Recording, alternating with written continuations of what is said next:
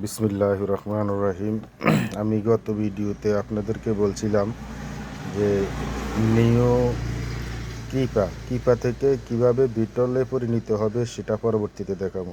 দেখেন আলহামদুলিল্লাহ, আজকে ফজরের নামাজের পরে আমি এই গত সপ্তাহে কিপা থেকে এই দেখেন নিও অ্যাডেলে পরিণত হতেছে।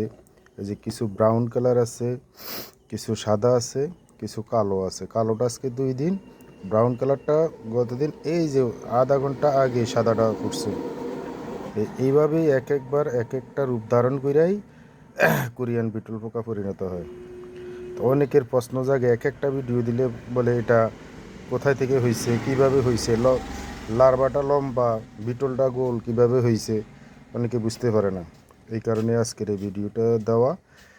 তারপরে যাদের বিস্তারিত জানার আগ্রহ থাকে বা পালন করার ইচ্ছা থাকে, তাহলে ফোন নম্বরে যোগাযোগ করুন 01748633024। আসসালামু আলাইকুম।